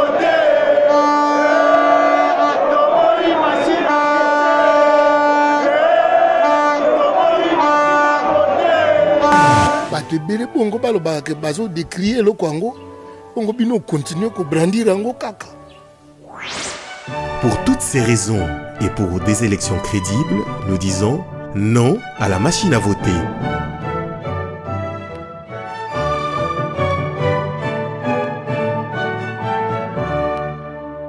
Nous disons non à la machine à voter. La machine à voter, c'est la machine à tricher. Parce qu'il est très conscient, M. Kabila, aujourd'hui, qu'aucun Congolais respectueux peut voter pour le FCC. Et nous n'allons pas accepter cette machine. Même ceux qui ont fabriqué cette fameuse machine-là, qui ont bricolé, ne reconnaissent plus cette machine. Et d'ailleurs, la preuve qu'il a eu peur qu'on vienne auditer cette machine. Voilà. Parce qu'il y a des choses à cacher. Chez eux, là, dans cette machine, il y a déjà la liste des députés nationaux. Tout est déjà... Et depuis cette CENI-là, toutes ces positions sont toujours saluées par l'AMP. C'est vraiment une section du PPRD. Nanga, je l'ai dit, je le répète, il est le président sectionnaire du PPRD à la CENI. Ça, c'est Nanga. Il ne faut pas chercher ailleurs. Vous le voyez, on les trimballe dans les valises partout, on va avec Nanga. Même dans des réunions obscures, dans leur ferme là et tout ça, on va avec M. Nanga. Et alors, il est arrivé à Lubumbashi, il cherche à voir tout. Moi, je ne peux pas chercher rencontrer un représentant de Fantomas.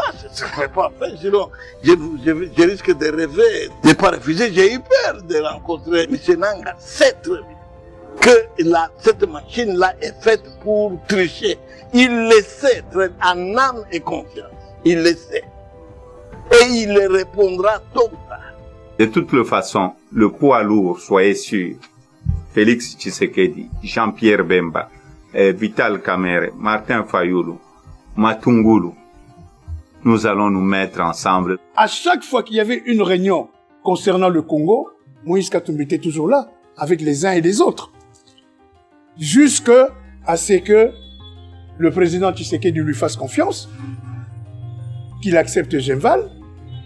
Malheureusement, le bon Dieu l'a rappelé et il a continué avec Félix Tshisekedi. Pour faire échec à tous les plans que Joseph Kabila et son camp auraient pu monter pour maintenir leur continuité au pouvoir, le 9 novembre 2018, les candidats de l'opposition décident de se réunir à Genève en Suisse pour désigner le candidat commun de l'opposition. Deux poids lourds s'étant déjà fait écarter, Jean-Pierre Bemba, dont la candidature a été invalidée, et Moïse Katumbi empêché de déposer sa candidature. J'avais dit qu'il fallait que l'opposition s'organise pour avoir un seul candidat. J'étais le premier à le dire. Il y a eu même des gens du côté de l'opposition qui m'ont critiqué, qui m'ont traité de tous les noms, parce que je savais que les élections allaient avoir lieu et que Kabila ne sera plus qu'un candidat et que les élections, c'est seulement un seul tour. Nous sommes une opposition très responsable. Nous allons nous mettre sur la même table, nous allons discuter avec mes frères et sœurs pour avoir un candidat de l'opposition. Il faut pas faire cette erreur de 2011. L'opposition avait eu combien de pourcents? Faites le calcul, 52%. Donc, s'il y avait un seul candidat, si on avait la chance, on avait laissé la chance au président Tshisekedi, un seul candidat, mais la majorité était battue. Aujourd'hui, pourquoi ils ont présenté 26 candidats? Vous connaissez, il y a candidat et candidat. Il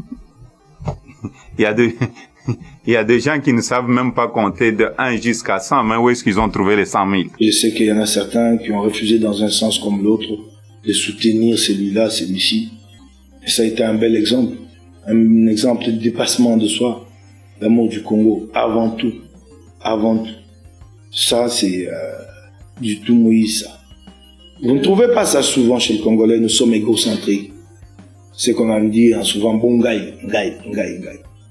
Mais Moïse, c'est vraiment grandeur d'âme pour le Congo. Mais cet acte, ça démontre de la grandeur d'un homme. Quelqu'un d'autre aurait dit, comme ce n'est pas moi, je lâche tout, je laisse tout tomber. Mais je crois que l'homme est mu par l'amour de son pays que par ses ambitions personnelles. À l'issue de ces concertations, Martin Fayulu sera désigné par vote comme le candidat unique de l'opposition. Moins de 24 heures après la signature, deux poids lourds, Félix Tshisekedi et Vital Kamerhe, vont se retirer de l'accord et faire camp à part. Quand le président Moïse Katumbi me dit que c'est Martin Fayulu, je n'ai pas accepté. Je dis, ah non, président, pas lui. Je peux vous dire la vérité. Je suis monté au 7e étage, là où était le président Félix Tshisekedi. Je lui ai dit, président, ne descends pas à la conférence de presse. On doit combattre cette candidature. Fayulu ne peut pas représenter l'opposition. Il me dit non, Jean-Claude laisse. Il est descendu. Pour moi, je ne pouvais pas m'imaginer que ça devait être Martin Fayulu. Et pour moi, je pensais que ça devait être soit Tshisekedi ou soit Vital. Et quand on me parle de Martin, j'ai fait 2 ou 3 jours sans réagir. En fin de compte, je vais suivre, comme tout le monde, Mouzito qui essaie d'expliquer qu'est-ce qui s'était passé. Et à ce moment-là, je me dis, ok, je m'incline. Il y a 5 signataires de l'accord qui sont là, qui sont en train d'accompagner Martin Fayulu, parce que c'était une mission de la population congolaise. Et quand nous sommes allés à Genève, c'était pour sortir un candidat commun. Aujourd'hui, nous avons le candidat du peuple congolais, et c'est le candidat qui va nous amener à la victoire, qui est Martin Fayulu. Vous êtes proche de Félix Tshisekedi, qui était un des favoris de cette candidature commune, qui s'est retiré après avoir perdu le vote de Genève. Est-ce que vous lui avez reparlé depuis? Vous savez, Félix Tshisekedi, c'est un ami, c'est un frère. J'avais un partenariat avec lui. Quand nous sommes allés à Genève, je supportais mon candidat, qui était Félix Tshisekedi. Malheureusement pour nous, ça n'a pas été. Et il y a eu les élections à 2 tours, ce que nous voulons réinstaurer aussi dans notre pays. Et Félix Tshisekedi a été éliminé au premier tour, Vital Kamerhe aussi. Et j'avais fait une motion de procédure parce qu'il y avait deux personnes de la même province. Et là, Félix Tshisekedi et Vital Kamerhe m'ont dit, la loi est dure, c'est la loi, on doit continuer, nous devons accepter les résultats. Vous remarquerez quand même jusqu'à la fin, jusqu'à la rupture, il est resté très élégant envers Félix. Très très élégant et loyal. Et il y a un détail, il faut que les gens le sachent. Il a été accusé de beaucoup sur ce qui s'est passé à Genève. Quand les 4, ceux qui étaient validés, dont les candidatures étaient validées, Félix Tshisekedi, Vital Kamerhe, Martin Fayulu, Freddy Matungulu, quand les 4 ont fait le premier tour de table pour voter, quand il entre, il pose la question, qui a été désigné? Martin Fayulu. Il s'y est opposé, hein, tu sais? Il s'y est opposé, il dit non, je suis pas d'accord. Ta question, mais pourquoi? Non, je ne suis pas d'accord. J'avais mon candidat, il s'appelle Félix Tshisekedi. C'est Félix qui lui dit non, ça a été fait démocratiquement. Il faut que la postérité le sache. Il s'y est opposé. Et quand ils arrivent, les 3 autres, et finalement, Martin Fayulu est confirmé, il y a une réunion maintenant de tous les 7, Martin Fayulu lui pose la question. Mais pourquoi vous vous y étiez opposé? Nous étions venus ici pour désigner un candidat commun. On me désigne, vous vous opposez. Il dit à Martin, je l'ai fait par loyauté à Félix Tshisekedi. Je lui avais promis mon soutien.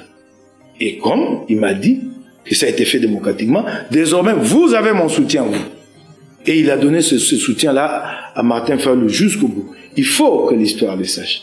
Il était tellement triste que c'était pas Félix. Il était tellement triste que c'était pas Félix et que il se contenait pas.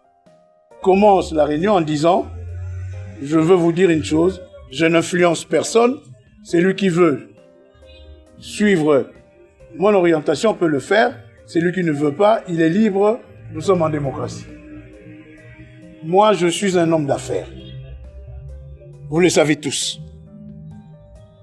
Quand j'appose ma signature, je la respecte. Donc pour moi,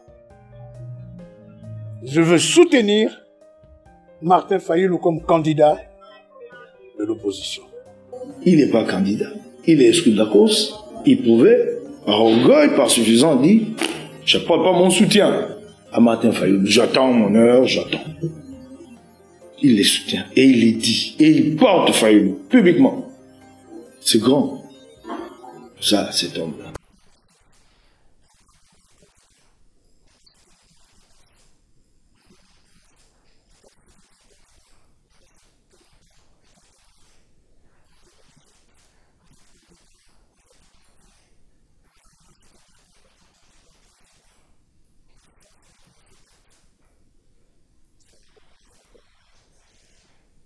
Près d'un mois plus tard vont se dérouler les élections, dont la date subira encore un report d'1 semaine. La CENI évoque être techniquement incapable de les organiser au 23 décembre, à cause notamment de l'incendie d'un entrepôt de la CENI à Kinshasa et de quelques difficultés d'acheminement du matériel électoral. L'élection a finalement eu lieu le 30 décembre 2018. À l'issue de celle-ci, en janvier 2019, Félix Tshisekedi sera déclaré vainqueur à la présidentielle. Président de la République démocratique du Congo, M. Tshisekedi Tshilombo Félix. Moïse a beaucoup combattu, surtout le fait qu'il est allé en exil, on ne voulait pas qu'il rentre. Il a joué un rôle très important, surtout dans la diplomatie, dans la sensibilisation. Et effectivement, c'est ce qui a donné aujourd'hui qui est alternance. Moïse Katumbi a été pour beaucoup pour obtenir cette alternance. Le monde a besoin de francs-parler, de parler clair. La réunion des Genval, au cœur, c'était Katumbi. La réunion des Genval, Katumbi était au cœur de la réunion des Genval. Les rassemblements, Katumbi a été au cœur du rassemblement. Ça, il faut le noter. Les dialogues de la SEMCO, Katumbi a amené un grand apport pour les dialogues de la SEMCO. Il a amené un apport pour soutenir que M. Kabila n'ait pas un troisième mandat, un troisième faux pénalty. C'est un apport. Vous savez, les combats comme celui que nous menons sont des combats pour la postérité. Ce qui importe, ce n'est pas ce que tu gagnes sur le champ. Ce que la postérité dira. Est-ce que ton combat a été vu? On est humain, on a besoin de ça. Nous avons fait un pas, un gros pas. Nous avons empêché Kabila de s'offrir un troisième mandat. Nous l'avons empêché. Nous l'avons empêché. Et cela s'est inscrit dans l'histoire de la République démocratique du Congo, en lettres d'or. Nous l'avons empêché avec le leadership de Katumbi et bien d'autres Congolais. Je ne vais pas dire que c'est au bénéfice de Katumbi seul. Nous l'avons empêché. Sans Moïse Katumbi, ces élections, même mauvaises, cette alternance, même de la manière dont elle s'est passée avec le départ de Kabila, n'aurait jamais eu lieu. Moïse Katumbi a été la pièce maîtresse. Il faut voir la manière dont il est haï par l'FCC parce que sans lui, cette alternance n'aurait pas eu lieu. C'est déjà un pas parce que nous, et je vais le dire sans honte, que nous, le départ de Kabila était l'objectif primordial. Et à partir du moment où Kabila est parti, nous considérons que nous avons eu une demi-victoire. Nous n'avons pas totalement perdu. Puisque aujourd'hui, on aime ou on n'aime pas Félix Tshisekedi, moi, je le considère toujours comme le leader de l'opposition. Parce que j'ai été avec lui comme président du Rassemblement. Et donc, l'opposition a quand même réussi à avoir la présidence de la République aujourd'hui. Laisse-moi tout d'abord exprimer ma joie pour l'alternance au sommet d'État. Parce que Kabila est parti et c'est ma victoire. C'est la victoire de Moïse Katumbi. C'est la victoire de Martin Fayulu. C'est la victoire de beaucoup de gens. C'est pas seulement la victoire de Félix, c'est la victoire de Etienne Tshisekedi, de heureuse mémoire. C'est la victoire de tous les compagnons de la Révolution, les compagnons de lutte, de Franck Diongo, de Mouyambo, de Van Boko. Et la liste est très, très, très longue. Il y a des hommes politiques qui voient l'intérêt national que leur intérêt personnel. Et cet homme en fait partie. L'essentiel était que M. Kabila s'en aille et que quelqu'un d'autre vienne. Il a voulu que l'alternance arrive au pays. Quelle que soit de la manière, ne croyez pas parce qu'il y a eu l'alternance, Félix Tshisekedi est à la tête du pays, que tout va bien. La preuve en est, il est bâillonné de partout. La Kabylie a préparé un plan. Le plan de la Kabylie, c'est de revenir. C'est pour cela, il faut que les véritables combattants de la liberté et de la démocratie comprennent que nous ne pouvons pas accepter que la Kabylie puisse revenir en force. Il faut soutenir Félix Tshisekedi. Nous ne soutenons pas Félix Tshisekedi par rapport au plaisir. Non, nous ne voulons pas que l'alternance soit un rêve qui se brise. Mon problème, ce n'était ni de Tshisekedi ni de Martin. Notre problème, c'était qu'il fallait qu'il y ait l'alternance. C'est tout. Et le reste, on verra. Parce que moi, je sais que Félix ne va pas se comporter comme l'ancien système. Non. Vous voyez, depuis qu'il est là, il y a même des changements. C'est tout. Cette victoire, il y a des artisans. Et Moïse Katumbi est l'un des artisans. Parce que ça, si vous dites que ça lui a coûté sa carrière, parce que grâce à ces combats-là, à cette phrase-là, aujourd'hui, Kabila ne s'est pas présenté. Aujourd'hui, Kabila, on peut les conjuguer au passé. Moïse a empêché Kabila de se présenter, d'appliquer les troisièmes faux penalty.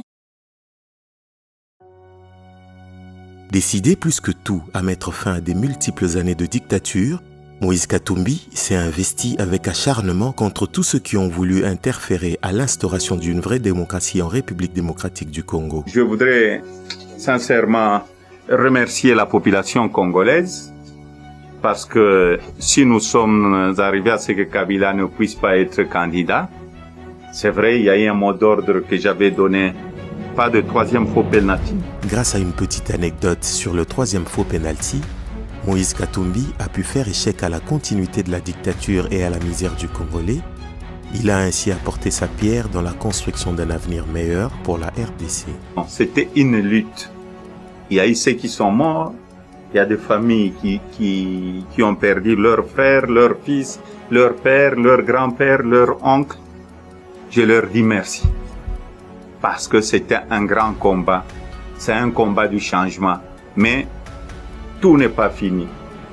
Donc on ne doit pas être distrait. La population congolaise a lutté. La population congolaise a dit non à Kabila pour son 3e faux penalty. Donc le plus important pour moi, c'est remercier cette population et doit rester vigilante parce que le changement est certain dans notre pays.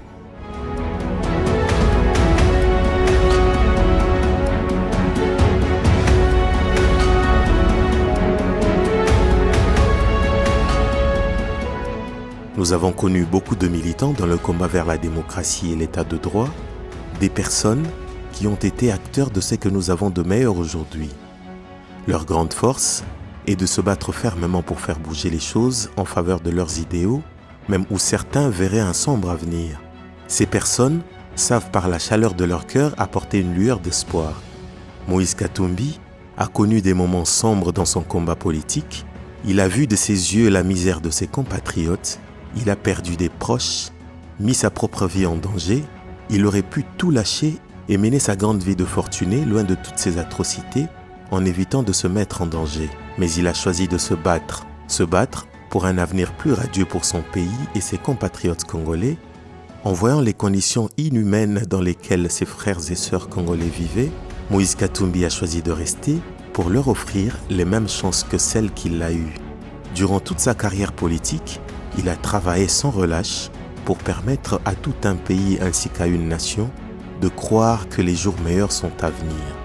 Un avenir qui peut sembler pâle et terne pour l'instant, mais dont notre postérité pourra en voir l'éclat. Les générations futures vivant dans un pays stable, juste et prospère, en pensant que cet état de choses en a toujours été ainsi. Mais il est de notre devoir à tous de leur rappeler que c'est au prix du travail, de la détermination, voire des sacrifices de la vie de certaines personnes que ce confort leur a été offert. Comme un bouclier humain, Moïse Katumbi s'est mis en travers le chemin de l'oppresseur et a accepté de prendre les coups à la place de ses compatriotes. Un acte de bravoure, d'héroïsme et le plus important, un acte d'amour pour sa patrie.